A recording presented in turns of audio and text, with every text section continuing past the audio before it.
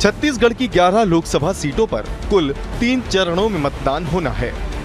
पहले चरण में बस्तर, दूसरे चरण में राजनांदगांव, कांकेर और महासमुंद सीटों पर मतदान होगा। शेष 7 सीटों पर तीसरे चरण में वोट डाले जाएंगे। पहले और दूसरे चरण के चुनाव के लिए दोनों ही दलों की ओर से प्रचार अभियान तेज कर दिया गया है। बीजेपी की ओर से खुद मुख्यमंत्री विष्णुदेव साय चुनाव प्रचार की कमान संभाले हुए हैं, तो वहीं कांग्रेस की ओर से प्रदेश के नेता चुनावी मैदान में ताल ठोके हुए हैं। इसी बीच मुख्यमंत्री विष्णुदेव साय अपनी सभी चुनावी सभाओं में लोगों से कांग्रेस प्रत्याशी की जमानत जब्त कराने की अपील कर रहे हैं। इतना ही नहीं, खुद सीएम साय ने रायपुर लोकसभा सीट को 6 लाख से ज्यादा वोटों के अंतर से जीतने का लक्ष्य रखा है, जिस पर बीजेपी भी गदगद होकर तैयारियों के दम पर लक्ष्य हासिल करने का दावा कर रही है। जितना उत्साह था जनता में, कार्यकर्ताओं के अतिरिक्त हजारों की संख्या में जन सैलाब, एकदम नामांकन की जो रैली थी उसमें आए हुए थे और बहुत ही महती सभा हो रही है। जनता में अभूतपूर्व उत्साह है, क्योंकि अब नारों से सरकार नहीं चला करती, अब तो सीधे विकास का एजेंडा है।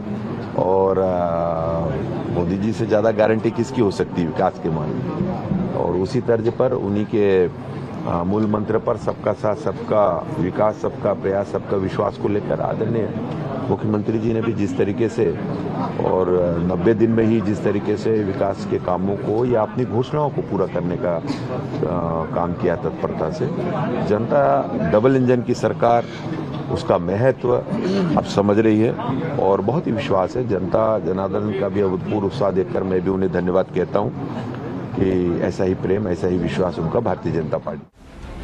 बीजेपी के लक्ष्य और मुख्यमंत्री के कांग्रेसी प्रत्याशियों के जमानत जब्त कराने की अपील पर कांग्रेस पलटवार कर ये कह रही है कि अगर भाजपा की सरकार 10 साल तक बेहतर कार्य की होती तो आज बड़े बड़े दावे नहीं करने पड़ते। साथ ही ये भी कहती कि जनता तय करेगी कि किसकी जमानत जब्त होगी। इसी बीच जमानत जब्त की सियासत को लेकर जानकारों की माने तो किसी सीट पर कांग्रेस प्रत्याशी की जमानत जब्त होना किसी विशालकाय पहाड़ की चुनौती से कम नहीं है, क्योंकि नियम कहता है कि प्राप्त कुल वोट के 6वें हिस्से से कम वोट मिलने पर ही जमानत जब्त हो सकती है। और बात अगर प्रदेश की लोकसभा सीटों पर वोट की करें तो सभी सीटों पर 10 से 13 लाख तक वोटिंग का ट्रेंड रहा है। ऐसे में इस लक्ष्य तक पहुंचना बीजेपी के लिए सच में बड़ी चुनौती है। भाजपा नेताओं की करनी खाक की और इनकी बात लाख की है। मुंगरी डाल के सपना देखना भाजपा नेताओं की फितरत सी हो गई है। अगर 10 वर्षों में जनता की अपेक्षाओं को पूरा करते, जनता के वादे को पूरा करते, तो इनको बड़े बड़े दावे करने की जरूरत नहीं पड़ती।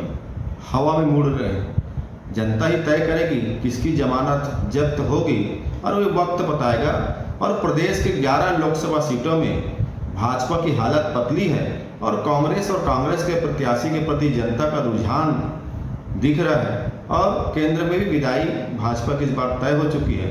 भाजपा तो बड़ी बड़ी बात करने के अलावा कुछ करते हैं क्या? लोकसभा चुनाव की तारीखें जैसे जैसे करीब आती जा रही हैं, वैसे वैसे राजनीतिक दलों के बीच घमासान तेज होता दिखाई दे रहा है। ऐसे में जमानत जब्त और बड़े अंतर की जीत के लक्ष्य में बीजेपी कहां तक पहुंचेगी, चुनावी परिणाम ही बताएगा। फिलहाल तो यही कहा जा सकता है कि चुनावी विसात में जमानत जब्त बात से सियासत गरमाई हुई है। Bureau report, BSTV Chhattisgarh. नमस्कार, जवाब तो देना होगा। मैं आप सभी का स्वागत है। मैं हूं डॉक्टर अवधेश मिश्रा। छत्तीसगढ़ की सियासत में लोकसभा के रण में अब बारी जमानत जब्त के आह्वान और अपील की आन पड़ी है। दरअसल मुख्यमंत्री विष्णुदेव साय जिन चुनावी सभाओं को संबोधित कर रहे हैं, वहां पे वो लोगों से, भाजपा कार्यकर्ताओं से और नेताओं से कांग्रेस के प्रत्याशी की जमानत जब्त कराने की अपील वो करते हैं।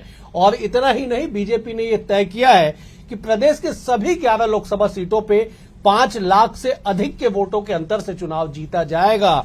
धरातल पे कितना संभव हो, इन तमाम चीजों को लेकर चर्चा करेंगे। 3 बेहद ही खास मेहमान हमारे साथ जुड़े। पहले मेहमानों का तारुफ आपसे करा देता हूं। बीजेपी की ओर से परेश बागबाहरा जी हैं, वरिष्ठ नेता है, विधायक रह चुके हैं, वरिष्ठ नेता है, कई जिम्मेदारियों का निर्वहन करते हैं। परेश जी, आपका स्वागत है। कांग्रेस की ओर से सुरेंद्र शर्मा जी है, वरिष्ठ नेता है, विद्वान प्रवक्ता है। सुरेंद्र जी, आपका स्वागत है।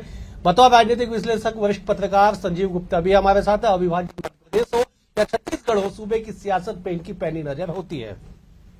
संजीव जी, आज मैं डिबेट की शुरुआत आपसे करना चाहता हूं।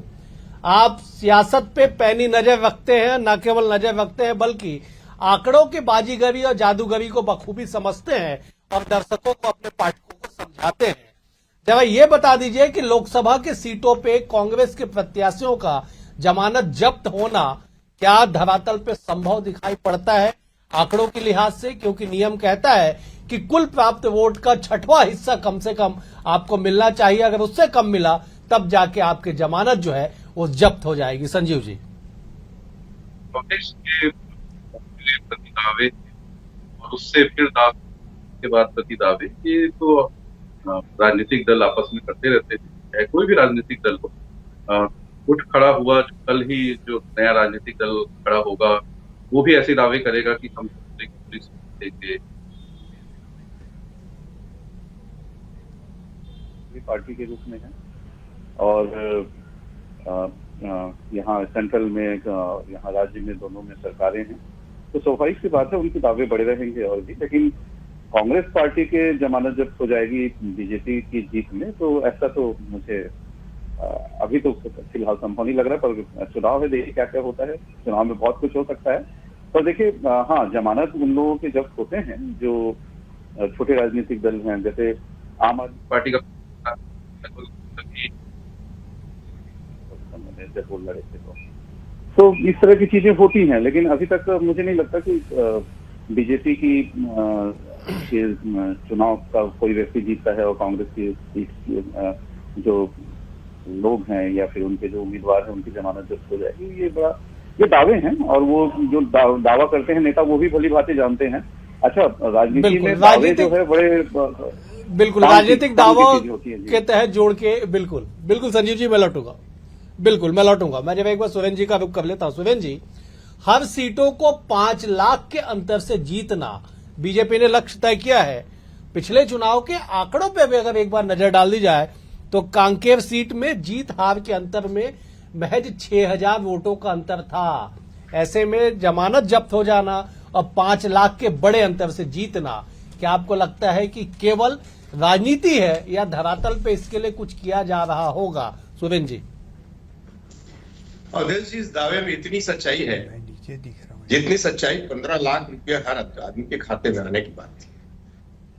इसमें उतनी ही सच्चाई है कि 2 करोड़ लोगों को हर साल नौकरी देने वाली बात थी। इसमें उतनी ही सच्चाई है कि किसानों की आमदनी दुगुनी करने वाली बात थी। भारतीय जनता पार्टी का असली नाम है भारतीय जुमला पार्टी।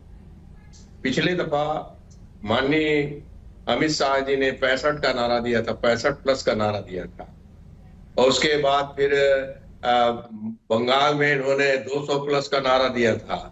फिर ऐसे नारे देते हैं। दरअसल में क्या है कि अपने कार्यकर्ताओं का मनोबल ऊंचा रखने के लिए बड़ी बड़ी फेंकने की प्रतिस्पर्धा भारतीय जनता पार्टी में चलती है। वैसे पूरे विश्व में इस तरह की बात करने में नरेंद्र मोदी जी का कोई मुकाबला नहीं है, मगर जब उनके गुट के लोग हैं, उनके अंदर में रहने वाले लोग हैं, उनके शिष्य लोग हैं, तो थोड़ा बहुत तो सीखेंगे ना। जहां बातें करने में क्या है, कसमें, वादे, प्यार, वफा सब बातें हैं, बातों का क्या। मगर एक बात समझ लीजिए आप, बात से बात सुलझ जाती है और बात से बात उलझ जाती है। बात से विश्वास जन्म लेते हैं, बात से ही आज उलझ जाती है। आप और हमारे बीच में सिर्फ 2% मतों का अंतर है, सिर्फ 2% मतों का अंतर विधानसभा चुनाव में भी है। जमानत तो आपकी जब्त हुई थी जब आप 15 सीट में आ गए थे। इस तरह की जो बड़ी बड़ी बातें करना ठीक नहीं है। आपने क्या किया ये बताइए, क्या करना चाहते हैं ये बताइए। 5 लाख के अंतर से जिताने के बाद, जमानत जब्त करवाने के बाद, हाँ भाई ठीक है, आप हसीन सपने हैं, आप देख सकते हैं, इसमें किसी को मना ही नहीं। ठीक है सुरेंद्र जी, मैं लौटूंगा एक बार। मैं परेश जी का रुख कर लेता हूं। परेश जी, आप विधायक रह चुके हैं। इलेक्टोरल पॉलिटिक्स और जुबानी पॉलिटिक्स में जमीन आसमान का अंतर होता है। क्या आपको सच में ऐसा लगता है कि जो तैयारियां आप लोगों की है, जो तैयारियां बीजेपी की है, सच में आप 5 लाख के बड़े अंतर से जीतेंगे चुनावों को और कांग्रेस प्रत्याशियों के जो जमानत है वो तक जब्त हो जाएगा? आंकड़ों के साथ अगले सवाल के लिए आऊंगा। फिलहाल राजनीतिक तौर पे जवाब दे दीजिए कि क्या धरातल पे आपको संभव दिखाई पड़ता है ये टारगेट? देखिए, जहां तक धरातल का सवाल है, ये तो कांग्रेस को भी समझ में आ रहा है कि उनके पैरों के नीचे से जमीन खिसक चुकी है। इसी कारण साइकोलॉजिकली भी वो थोड़े से डिस्टर्ब दिख रहे हैं। जिस तरीके से आदरणीय चरणदास महंत जी ने जो बातें कही थी कि लाठी लेकर के मोदी जी का सिर फोड़ना है, इस प्रकार की जो बातें करने लगे हैं, ये इसी कारण करने लगे हैं क्योंकि ये अपना मानसिक संतुलन खो बैठे हैं, जो रिस्पांस इनको पब्लिक के बीच में नीचे देखने को मिल रहा है।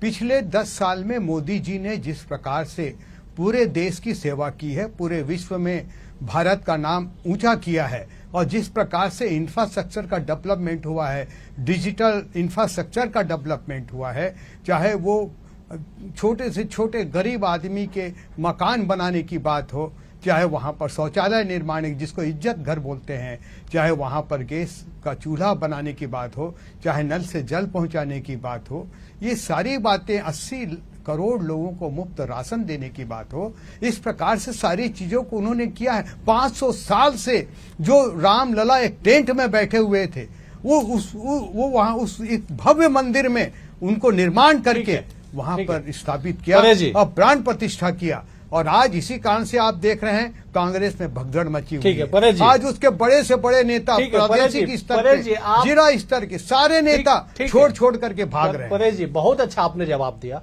लेकिन मेरे उस सवाल का जवाब तो दे दीजिए कि क्या सच में धरातल पे संभव है कि कांग्रेस प्रत्याशियों का जमानत जब्त हो जाएगा? इस सवाल का तो जवाब दे दीजिए। पिछले बार कांग्रेस कितनी सीट जीत करके आई थी विधानसभा में, फिर लोकसभा में क्या हुआ?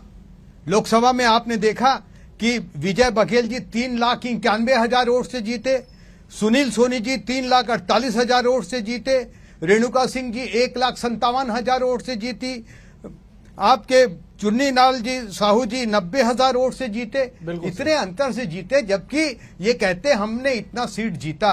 उसके बाद क्या हालत हुई? आज तो इनकी सरकार जो है नहीं, और मोदी की जो गारंटी हमने की थी विष्णुदेव साय जी ने उसको साय पूरा कर दिया। देखिए, चाहे वो महतारी वंदन योजना हो, फिर आप बहुत सारी योजनाएं गिना देंगे, मैं लौटूंगा आपके पास। मैं एक बार संजीव जी का रुख कर लेता। संजीव जी, ये बात बिल्कुल सही है कि राजनीति हो या आम जीवन, टारगेट बड़ा रखना चाहिए, लेकिन टारगेट बड़ा रखने के साथ साथ क्या विपक्ष को या अपने विरोधियों को इतना कमजोर समझना चाहिए कि आंकड़ों का जिक्र कर लिया जाए तो जिस तरह से छत्तीसगढ़ में ट्रेंड है कि 9 से लेकर 13 लाख वोट तक हर लोकसभा में पड़ते हैं, तो ऐसे में क्या विपक्ष को, मतलब कांग्रेस को, महज 2-2.25 लाख वोट मिलेगा 12-13 लाख में से? नहीं, मैं नहीं समझता हूँ कि भारतीय जनता पार्टी अपने विपक्ष को इतना कमजोर आंकती है।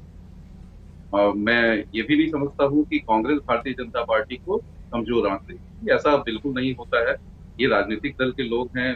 सुरेंद्र भैया से पूछ लीजिए, परेश भाई से पूछ लीजिए, दोनों यही बताएंगे कि नहीं अपने विरोधी को हम कम नहीं आंक रहे। ये दावे हैं अवधेश जी, दावे तो बड़े बड़े करना चाहिए। और आपने अभी कहा कि बड़े दावे करने से हो सकता है कि बड़ी चीजें मिल जाए, बड़े लक्ष्यों को प्राप्त करने की कोशिश करना चाहिए, तो छोटे लक्ष्य तो प्राप्त हो ही जाएंगे। तो ये स्वाभाविक सी बात है कि लोकसभा के चुनाव में भारतीय जनता पार्टी का अपर हिट रहा है राज्य निर्माण के बाद से, और लगातार कभी 10 सीट, कभी 9 सीट ऐसा होता रहा है। लगातार 10 सीटें पिछले समय पूरी स्थिति में थी भारतीय जनता पार्टी, तो भी 9 सीट लेकर आई। तो ये तो सही है कि लोकसभा चुनाव में भारतीय जनता पार्टी का अपर हैंड रहा है। पर ये कहना कि दूसरे जो दल है, जो विपक्षी दल है, उसको कमजोर समझ रहे होंगे, मुझे नहीं लगता कि दोनों दल इस तरह की कोई गलती करेंगे। बिल्कुल सही, बिल्कुल सही। मैं एक बार सुरेंद्र जी का रुख कर लेता। सुरेंद्र जी, परेश जी सीधे तौर पे दावा कर रहे हैं कि जो मौजूदा स्थिति कांग्रेस की है, इसलिए वो इस तरह से दावे कर रहे हैं कि आप लोगों की स्थिति बेहद खराब है, भगदड़ मचा हुआ है। दर्जनों उदाहरण परेश जी ने बता दिया। जरा जवाब दे दीजिए कि क्या सच में कांग्रेस के भीतर खाने भगदड़ और ऐसी स्थिति आन पड़ी है कि बीजेपी ने एक एक सीट के लिए जीत और हार का अंतर 5-5 लाख से अधिक वोटों का तय कर लिया? देखिए, दरअसल में आप कांग्रेस पार्टी के इतिहास को देखेंगे तो ऐसी चुनौतियों का सामना हमने पहले भी किया है, कई बार किया है, और जितने बार ये सब परिस्थितियां आई है उसके बाद कांग्रेस जो है पूरी तरह से ताकत के साथ उभर के सामने आई। आज निश्चित रूप से कांग्रेस में कुछ काफी तादाद में दल बदल हुए हैं, काफी लोग जा भी रहे हैं। राजनीतिक क्षेत्र महत्वाकांक्षा का क्षेत्र है, जिनको लगता है कि हमारी महत्वाकांक्षा वहां पूरी हो सकती है, या कुछ लोगों को कोई डर है, भय है या दबाव है, ऐसे लोग जा भी रहे हैं। मगर एक बात समझ लीजिए आप, कांग्रेस पार्टी हिंदुस्तान के आम जनता के बीच में बसती है। ये आम गरीबों की, कमजोर तबकों की, अनुसूचित जनजाति की, जाति की पार्टियां हैं। तो ये इसको खारिज करने की गलती भारतीय जनता पार्टी को नहीं करना चाहिए। भारतीय जनता पार्टी निश्चित रूप से विधानसभा के चुनाव के जीत के बाद बहुत उत्साहित है, 14 और 19 की जीत के बाद बहुत उत्साहित है, मगर कभी कभी इसी उत्साह के चक्कर में ही बंटाढार होता है। मैं एक बात कहना चाहता हूँ कि हमारे परेश भाई कितनी बढ़िया बढ़िया बात कर रहे थे, विश्व में भारत का नाम ऊंचा हो गया। तो आपका स्पीच का जो फैसिलिटी है उसमें 100 नंबर से नीचे है।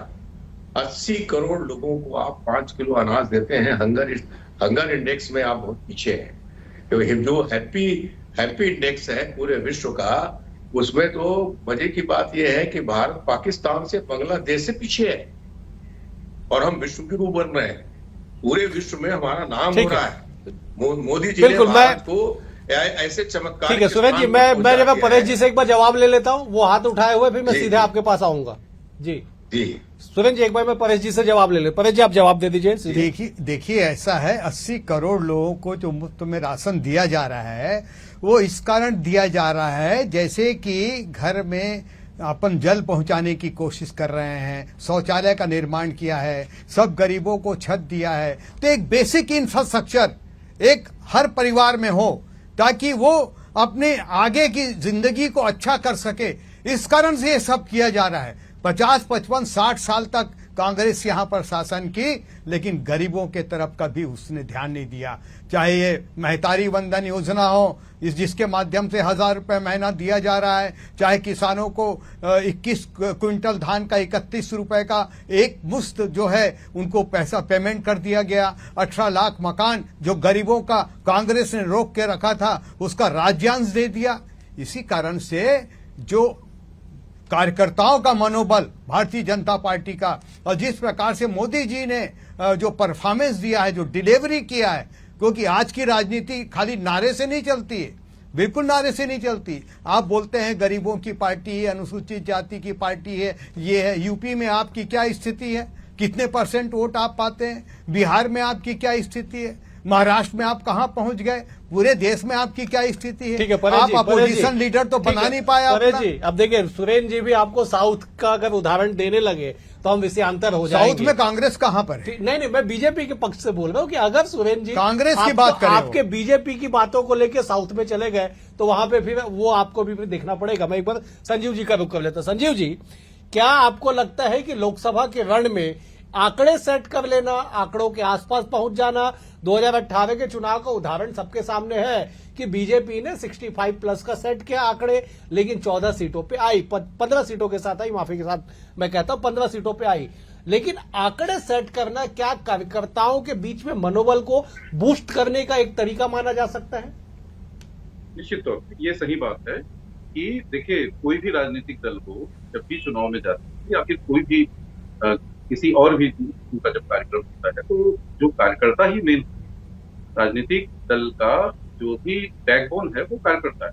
कार्यकर्ता अगर उत्साहित है, कार्यकर्ता बेहतर तरीके से काम कर रहे हैं, आप बूथ लेवल से लेकर लास्ट अंतिम लेवल तक, बड़े लोकसभा स्तर तक या फिर जो भी है, उसमें कार्यकर्ता ही काम करते हैं। बूथ में जाके बैठना, उनके लिए एक एक घरों में जाकर प्रचार करना, एक एक घरों में जाके सारी चीजें समझाना, लोगों तक अपनी बात कहना, चाहे वो किसी भी पार्टी के हों, वो कार्यकर्ता ही करते हैं। तो स्वाभाविक सी बात है कि कार्यकर्ता जब तक उत्साहित नहीं होंगे, जब तक कार्यकर्ता को कुछ टारगेट नहीं दिया जाएगा, कार्यकर्ता से नहीं कहा जाएगा कि भैया हम जीत रहे हैं, सब ठीक है, सब ठीक हो जाएगा, तब तक वो कार्यकर्ता कैसे उत्साहित? तो यही कारण है कि सभी राजनीतिक दल बड़े बड़े दावे करते हैं कि हम तो क्लियर मेजोरिटी से जीत रहे हैं। जिसमें थोड़ा सा कॉन्फिडेंस कमी रहता है, कहते हैं सरकार बना रहे हैं। बिल्कुल। जिसमें थोड़ा ज्यादा कॉन्फिडेंस रहता है तो 90 सीटों से सरकार बना रहे हैं, और जिसमें कुछ थोड़ा सा कम रहता है तो और दूसरे तरीके से कहते हैं। तो ये सब पूरा कॉन्फिडेंस का खेल है, अलग अलग दावे हैं। लेकिन ये है कि कैसे भी करके सरकार बनाना है। उस जो नंबर है बहुमत का उस तक पहुंचना है, नहीं पहुंच पाए तो जोड़ तोड़ करके सरकार बनाना है। ये तो लगातार होता ही रहा है। तो बिना आंकड़ों की राजनीति बिल्कुल कैसे सही। संभव है, वो भी ऐसे देश में जब सब लोग चुन लेते हैं कि भैया इसको चुनना है और वो तय हो जाता है कि हाँ किसके पास ज्यादा नंबर है, तो वो सरकार बना देता है। तो जब नंबर के आधार पर ही सरकार बनता है, नंबर बिल्कुल के आधार सही। पर मैं राजनीति बनता है, नंबर के आधार पर तो नंबर तो बड़ा रोल प्ले करेगा ना। बिल्कुल सही। नंबर गेम, बिल्कुल नंबर गेम को लेके ही जो है पूरे पॉलिटिक्स डिपेंड कर रहा है। मैं एक बार सुरेंद्र जी का रुक, सुरेंद्र जी, दरअसल बीजेपी ये समझाने की कोशिश आप लोगों को कर रही है कि आप लोग समझ नहीं पा रहे हैं 80 करोड़ लोगों को जो राशन दिया जा रहा है वो बेसिक सपोर्ट के लिए दिया जा रहा है, आप उसे गरीबी से जोड़ के देख लेते हैं। और ऐसे में वो परेश जी ने कुछ 2-4 राज्यों के उदाहरण भी दिए कि आप लोगों की स्थिति क्या है। इन तमाम सवालों के बीच में मेरा सवाल ये कि कांग्रेस ने क्या कोई आंकड़े, कोई नंबर गेम सेट किया है कार्यकर्ताओं का मनोबल बढ़ाने के लिए, जिसका जिक्र संजीव जी कर रहे थे, कार्यकर्ताओं को उत्साहित करने के लिए और जीत के आंकड़े तक पहुंचने के लिए? क्या कांग्रेस ने भी कुछ सेट किया है? 4 लाख, 5 लाख, 1 लाख, 2 लाख, कुछ भी? क्या आप लोगों ने कुछ सेट किया है? देखिए, हमारे एक झूठ बोलने का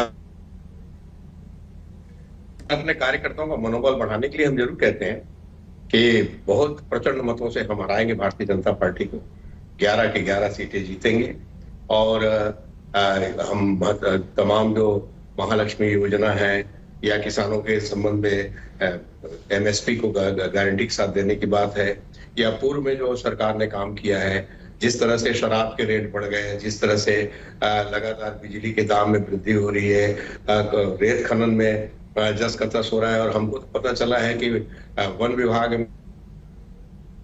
का रेट 40% हो गया। ऐसे तो नाना प्रकार की चर्चा है। ये अभी सिर्फ 3 महीने हुए हैं इस सरकार को, मगर एक बात समझ लीजिएगा, अभी नदी में पानी बहना बहुत बाकी है, मगर एक बात समझ लीजिए, भारतीय जनता पार्टी इस मुगालते में कभी नहीं रहना चाहिए। छत्तीसगढ़ बनने के बाद, छत्तीसगढ़ बनने के पहले कांग्रेस और भारतीय जनता पार्टी से कमजोर कभी नहीं रही है। हमारे मतों के बीच में हमेशा 1-2% ठीक है सुरेंद्र जी, ठीक है सुरेंद्र जी, सब सुरेंद्र जी बिल्कुल आपने सही कहा। बिल्कुल सुरेंद्र जी, समय का अभाव है। मैं एक फाइनल क्लोजिंग स्टेटमेंट के लिए परेश जी का रुख करूंगा। परेश जी, क्लोजिंग स्टेटमेंट, क्या आप लोग फिर से, मेरा पहला सवाल, टारगेट के आसपास पहुंच जाएंगे और धरातल पे कितनी सच्चाई है इस टारगेट को लेकर? क्लोजिंग स्टेटमेंट आपका। देखिए, हमको प्रदेश के जो यहाँ के मतदाता है उनके ऊपर पूरा भरोसा है। हमको आदरणीय नरेंद्र मोदी जी ने जो 10 साल में काम किया है उससे हम विश्वास से भरे हुए हैं। जो साय जी ने अपने 3 महीने के कार्यकाल में जो मोदी की गारंटी में सारा काम किया है उससे हम पूरी तरीके से आशान्वित हैं। 5 साल जिस तरीके से इन्होंने कट मनी खाया है और दुनिया भर का भ्रष्टाचार किया है, ठीक है परेश जी, मुझे समाप्त करना पड़ेगा। इन तमाम चीजों का निष्कर्ष 2023 के विधानसभा चुनाव में निकल चुका है, लेकिन बड़ी बात यह है कि 2024 के लोकसभा चुनाव को लेकर जो सेट किया जा रहा है आंकड़े और जो सियासत में बूस्टिंग का फॉर्मूला मान लीजिए या कार्यकर्ताओं को अपने साथ साधने का फॉर्मूला मान लीजिए, उस पे राजनीतिक दलें कितनी सफल हो पाएगी चुनाव परिणाम ही बताएगा। आज के लिए इतना ही। आप तीनों मेहमानों का बेहद शुक्रिया। संजीव जी आपका शुक्रिया, सुरेंद्र जी आपका शुक्रिया, परेश जी आपका भी शुक्रिया। कल एक और विषय के साथ होगी मुलाकात, तब तक के लिए नमस्कार।